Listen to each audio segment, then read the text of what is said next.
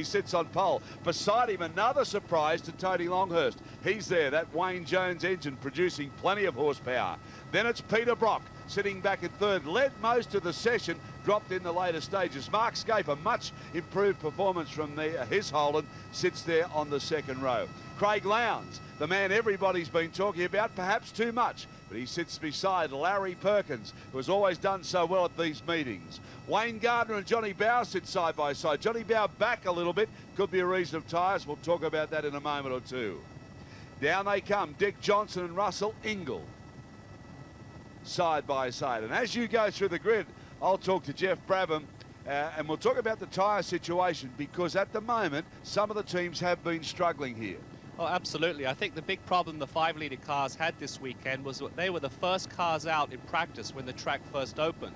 And the track was very slippery, and they got very little data for them to go into the next day, which was their qualifying session. So there's a lot of teams out there very nervous about what tyre combination they've got. Lovely to have Jeff Brabham working with us. And also working with us this weekend, and we're thrilled about that too, Jimmy Richards. Now, Jimmy, is it affecting the Bridgestone runners more so than the Dunlop runners? No, I don't think so, Daz. I think that the Bridgestone and the Dunlop runners are having some troubles, but I'm sure they will have had them organised for this first race. This is the longest race, so they'll probably be running the harder compound out of the two that they chose. All right, you've both been round in the 2-litre cars. I mean, your impressions? Fantastic. I really think it's one of the best tracks I've driven on anywhere. Jeff? Absolutely, I agree with Jim. It's just, I think all Australians should be proud of this circuit. It's world class. There we go, 10 laps, race distance, 53 kilometres. These things are going to be a hoot round here. I'm telling you, they're going to be so fast. The sweeping part of the circuit, a real challenge in a car like this. Oh, it certainly is. They'd be absolutely flat out around the sweeping corners in the track, but they've got to be very, very careful they don't lay too much weight on the outside tyres, because they're finding that if the tyres are a bit green, those big fast corners take their toll. Brakes around here? Brakes are a problem. Another area the teams are very worried about is brakes. Talking to some of the guys earlier, they consider this track the hardest on brakes that they race at all year. Glenn Seaton sits on pole. Tony Longhurst, the two Falcons are there, all set now, waiting to go around about 5 seconds. Don't they look good? Have a listen to them as the V8 start to go now. Up go the revs, away they go. Seaton off the line really well, gets the power out. Peter Brock with a good start. Peter Brock could come up into second place. Lowndes got a good start there too. Slotted in behind Brock. Wayne Gardner's moved up well. Side by side. Will they get through here without a bit of biff and barge and Haji barge? Yes, they do. And what a start from Seaton. No, top effort. He had to get that good run to the outside for the first corners. That was really good. Absolutely, and you can see Mark Scafe moving up there. He is one of the most confident guys before the start of the race. I'd keep an eye on him, but we've had a bit of a biff there. Looks like Wayne Gardner. He's spun off, and he's definitely going to have a problem from now on. Wayne Gardner with a big 360 right in front of the field. I thought it may have happened on the first corner. That's where he got tagged. A few got involved there. Dickie Johnson balked pretty badly too, but got around. We'll probably have a look at that a little later on, but here we go now back through the pack. And we look one of the pack leader cars as they make their way past the marina area here through this very, very fast part of the circuit. Glenn Seaton challenged by Peter Brock. Mark Scape is up into third place now, and this is good stuff, but Seaton looks a little comfortable at the moment. No, he certainly does. It's a bit of I suppose, a pity that Wayne had that nerf and spun, because it's opened the field out, so the racing probably isn't going to be as close as we hoped it would be. Longhurst struggling now. He's dropped back a little. Well, I'll be interested to see what happens there. I was talking to the Yokohama people, and they were fairly confident that the tyres they had on that car were going to last, but I'm afraid none of his competitors really felt that. Let's go back to the replay. Here we go. Right, well, Wayne has actually got a tap from behind by Dick, unfortunately, but when you're all going down into a tight corner like that, you know, like paint swapping does take place. It's just unfortunate it happened where it did. I tell you, your young bloke just stuck through there too. He was slowed down a fair bit, but he actually made a pass, so that's one good thing. When you saw, look at that shot there, Wayne Gardner has been tapped quite a few times since he's come into Group A racing. Well, absolutely. You know, when I came back to Australia a year ago, all you heard was Captain Chaos and how Wayne got into trouble with this guy or that guy. But since I've been here, it looks like he's been the poor guy who's been on the receiving end all the time. I'd have to agree with that. And, of course, we'll talk about Wayne Gardner, too, because he's now doing almost what they used to call a Brock car. He's now doing a Wayne Gardner high-performance Holden, apparently getting worked off his feet, preparing those. He's off to Japan to drive for Toyota over there, and he's hoping to do Le Mans as well. So a very busy year for Wayne Gardner. Gardner? Oh, I think so. Over the last year, Wayne has actually matured into a really good touring car driver, and it was only a matter of time. With the balance and finesse that a World 500 champion has, he's going to be good in the car. Your old teammate now, Mark Skaife, stayed to climb all over the back of Peter Brock. I think Mark's a dark horse in the race. He told me that he was actually off on the grass on his fastest lap, forced off by Tony inadvertently. So I reckon he'll be the pace setter. Skaife now all over the back of Brock. So we've got a Falcon, Holden and Holden. Exactly. I think Mark Skaife's definitely going to be the dark horse here. He was very confident after practice, and he didn't feel like he had the best lap because he had a problem, and I think it's showing up now in the race. But I think everybody's probably just holding station and just seeing how their brakes are going to go and let the race settle down, and as things progress, start to make a charge.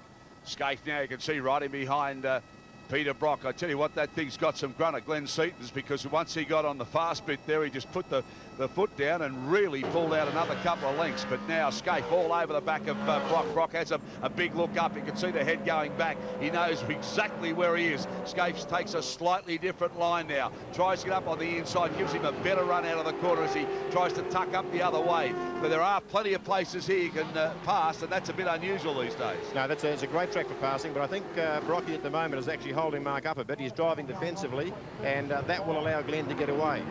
Actually, looking back there, both Longhurst and Perkins are hanging right in there, and that particularly Perkins wasn't that confident he was going to be able to do that before the race. So they're definitely going, I think, better than what other people imagined that they would be. Are you surprised that Tony Longhurst's car has it started to go very well toward the end of last season and really has picked up from there? They've really got it sorted out now. They certainly have, but I think Tony got the benefit from the Yokohama 67 tyre, which is the softest one they would use around here. And I think some of the teams were probably thinking, well, mate, OK, he'll qualify well, but it may fall off during the race.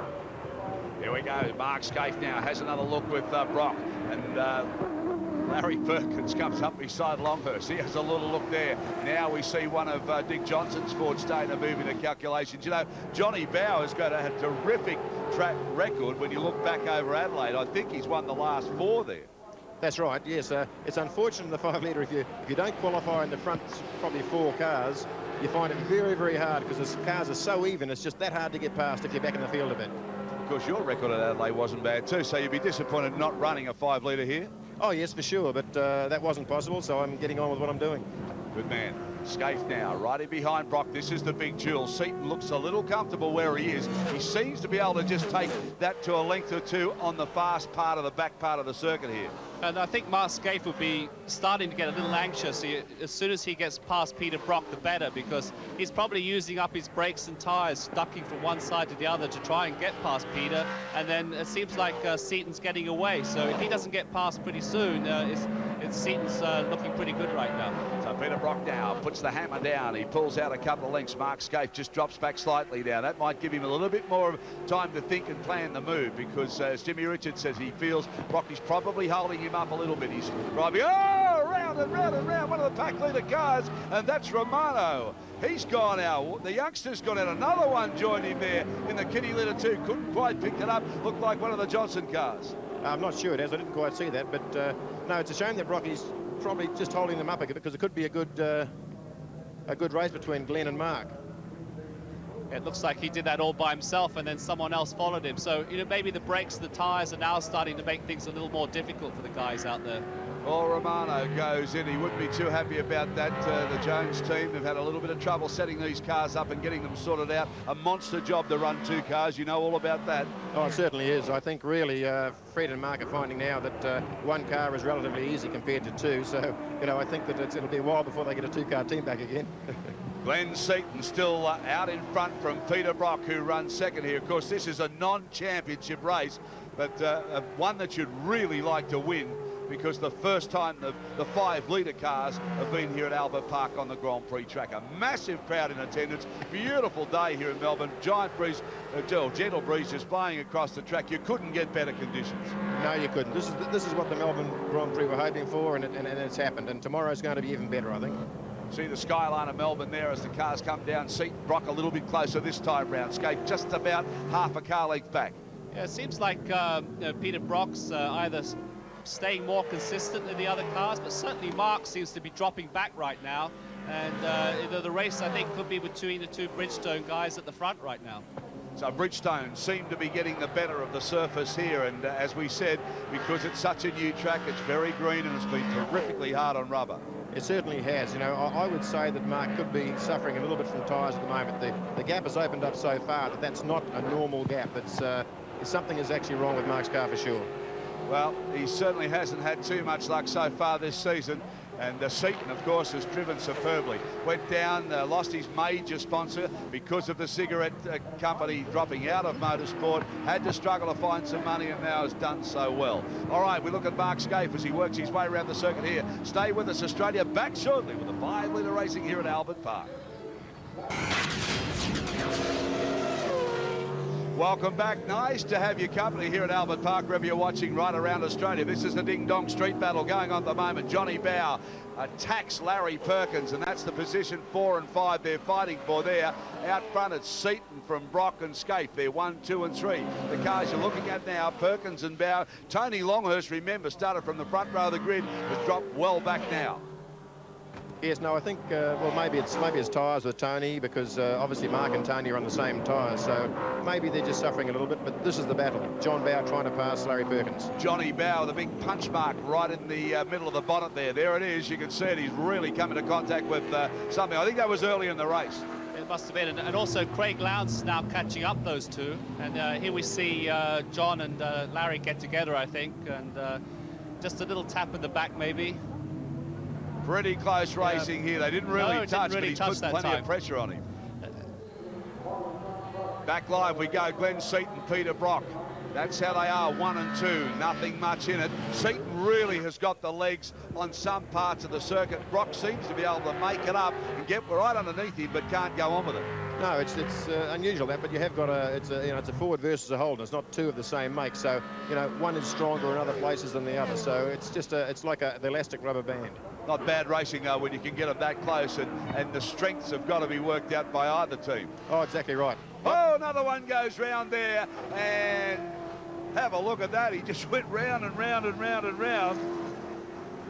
Yeah, that's young Steve. Unfortunately, had a bit of contact and had a spin, but that's the way it goes. Well, it's a circuit here that once you start to go, it's very difficult to gather it up. It seems pretty wide, but of course, running around in the car, it narrows very quickly. It sure does. I mean, the track looks wide to the onlookers, but when you're on the track going at the speed they're going, there's only really one line around the track. So, a little bit of disaster for some of the cars running back in the race, but up front it's all pretty smooth running. I think what's interesting right now is everybody going into the race thought there was going to be a lot of passing areas, but when we've watched some of the cars running nose to tail, the guys trying to pass the other one in front is having some difficulty getting by, which I think is a little bit unexpected at this stage. Good shot from inside now, as you see working away there at the wheel. Dickie Johnson, he's well back. He had a moment earlier on the race. There's the top runners, Seaton, Brock, Skaife, still 1, 2 and 3, Perkins, Bowe. Now Craig Lowndes has come into calculation, so he's gone past Longhurst now. Brock working as hard as he can. He'd love to win this. Seaton would love to win it. They're both Victorians, and this crowd very, very parochial down here. Yes, I think what you're seeing obviously in this class is that the cars are so close in performance that one car can be a half a car length behind the other one, and it's very, very hard to pass. Because the performance is so much the same, you just can't get an advantage on anyone.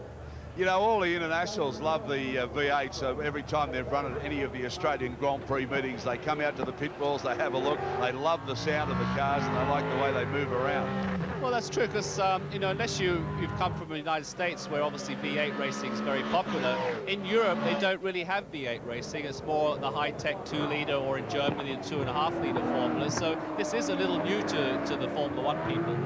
Yeah, they give him a cheer. They like to see AJ in action too. They'd love to see him win one, but it's not going to be today. He's well back in the pack. Here's the two fighting for the lead now. Peter Brock in the familiar 05 car takes on Glenn Seaton in a magnificent paint job. That car looks great, doesn't it? It does look terrific. It really does. It's a lot better than the colour scheme they had last year. But these two cars have actually broken away from the rest of the field, and it's obviously going to be out of one of these two. But who knows for third? Glenn Seaton really is the quiet achiever, isn't he? I mean, oh, and Mark Scaife comes off and into the litter. And can he get it back? Yes. No, he won't. He's bogged it down there, so it must have been tyre problems. You talked about that, and that looked pretty obviously that was the problem there. Yes, that's what's happened. Mark's come down into that corner. Very late under brakes, and the back wheels, because they've been suffering from excessive wear and could be blistered, the back tyres have locked up and Araucho's gone into the sandpit. So Mark Scaife, he's gone. Now have a look from inside the car. There he goes. You see him work. What do you see when that happens? I can hear that he'll have the throttle flat on the floor at the moment, trying to dig his way out, but no, she hasn't quite made it. He was sitting in third place, of course, that happened. He gets out of the way pretty quickly. So now it's Seaton out in front from Brock Scaife, Bow. Well, Scaife is not there now, of course, because we've just seen him go off. So our leaderboard needs to be adjusted slightly. We'll do that. 1 and 2. Brock still keeping the pressure on, but Seaton seems to be able to just play him a little bit like a fish at the moment on a line. He can just see to take it out a little bit, drop it back, conserving the car. 9 laps have gone. It seems like there's another one off, so I think definitely after the 10 laps, some of those cars are starting to have definite problems with tyres and brakes, and it seems like Peter Brock and Glenn Seaton are definitely the class of the field right now. And Peter seems to be quick around the backside of the track, but where it counts across the start-finish line, it seems like Glenn's able to pull out a little bit. Yeah, well, once you, of course, get onto this grass, the car actually accelerates into the litter. It sure does, yes. You know, if you keep your foot on the accelerator, sometimes you can bound out of it, but very, very few times that'll happen. Does its job, of course, and keeps the cars right off the wall. Bow's fastest lap at the moment is a 2:02.6. Now, that's really, really quick for like 8 laps into a race. You know, a lot of the cars only qualify at that pace. Yeah, definitely, and he's up to third place now, so you know, that's a team that's really put their act together since qualifying, because both of them didn't qualify very good, and it bodes well for them tomorrow for the second race. So Johnny Bow, there's the gap from 1, 2 to 3. He's really on the charge. Fastest lap of the race so far. Worked himself up to third. Had his problems earlier. You see the big punch mark in the bonnet of the car. Whether he can catch him running out of laps now, but there it is. Fastest lap, Johnny Bow. He always seems to come good around the Australian Grand Prix meeting. Got a dreadful start and got bogged into all of that trouble with Wayne Gardner and spinning cars, but he's back in third, and there we have the leaderboard readout for you. It's Seaton, Brock, Bow. Lowndes now has moved up. Alan Jones has improved his position dramatically, along with Larry Perkins. Yes, no, John will be quite happy with where he's coming at the moment. Whoa! If that's not him. Dickie Johnson. That's Dick, but bearing in mind they start the second race, the positions they finish the first, so John will start in third place and have a good crack at the second race. Brock now keeps the pressure on. Glenn Seaton closes right up behind him. He doesn't seem to have the answer to get round. He's tried a number of different lines. He certainly has, and here we see that's from Dick Johnson's car. Dick Johnson's car, and he just trying to get a run on the car in front of him out of that corner and just doesn't quite make it. So Dickie Johnson spins out of contention here. Now this is the last lap as Brock comes up beside him. A little touch too. A little biff and barge here, and Brock will lose out of that. He tried to get up on the inside, couldn't go on with it, a little tap, and Seaton just put his foot down. Now, that was a great move by Pete. He had nothing to lose by making that move. He tried real hard to go around the outside to give him no room on the exit, and Glenn just narrowed it up and made him actually go onto the grass. No, good driving by both guys. I think Peter just lost enough traction on the grass there, even though he had the right line and he was up alongside it, he just couldn't quite make it stick. Here we go, here's the replay now. Now, see, Brock is on the outside of the corner, tries to give Glenn no room, but Glenn's natural line is to sort of cut through the corner, just managed to touch Brocky, which put 2 wheels in the grass, no traction, Glenn pulls ahead. Well, it might dispel some of those rumours that going around in 5-litre racing that there's some traction control over there, because certainly Peter needed some there and he didn't have any, so he slipped behind. So Brocky now works the way around, tries to work out a way around Glenn Seaton. He's running out of corners. Now he comes up again, looking for another lunge. I think Glenn's in tyre troubles. The car's sliding quite a bit, and Brock's got a... You know, he's got the speed. It wouldn't surprise me if Brock takes him on one of these last corners. So Peter Brock now trying desperately to do it. Well, it's running out of time now, so he's going to have to make a move. It's going to have to come really fast, and he's going to have to take some risk, because Glenn's definitely not going to make it easy for him. So Brock now keeps the boot on it. Plenty of grunt in the Holden and the Ford. They'll come down side by side into the hairpin. One of the passing moves, but Seaton hangs on. Doesn't have any problems there. Brock comes up on the inside. Look at him diving all around the back of the car, trying to say, which way can I go? He's got the speed, but he hasn't got the room. Glenn Seaton hangs on now. Look at Johnny Bowe. Johnny Bowe has just taken advantage of this scrap, and he's well back into it too. Seaton now. Brock on the outside. Can't do it. Seaton comes onto the main straight area. Look at Johnny Bowe. Throws it around the corner as he tries to come up behind Peter Brock. This is how they're going to finish though. Glenn Seaton, Peter Brock, Johnny Bowe, Craig Lowndes, he made up a bunch of room as well. Now, I think Glenn, towards the end of that lap, was obviously having major tyre trouble, and that allowed everyone to catch up. But no, it's going to be a great race tomorrow. You can count on that. They'll have the choice of, I suppose, another 6 tyres that they've used in practice and take the best ones from this race and the set they didn't use. Definitely, I think it was just a good race there, particularly at the end, because I think Jim's right. Glenn was definitely fading and everybody was catching up, but Glenn just had enough, and it's the guy who goes underneath the checkered flag first wins, and that was Glenn today. All right, Johnny Bowe, great drive into third place. Craig Lowndes certainly made some distance up. Let's recap the positions for you now. In first place was Glenn Seaton. Look at the crowd go up. Second place, Peter Brock. Third place, Johnny Bowe. Great drive. Fourth place is Craig Lowndes. Alan Jones improved to be fifth. And Larry Perkins, he took out into the sixth.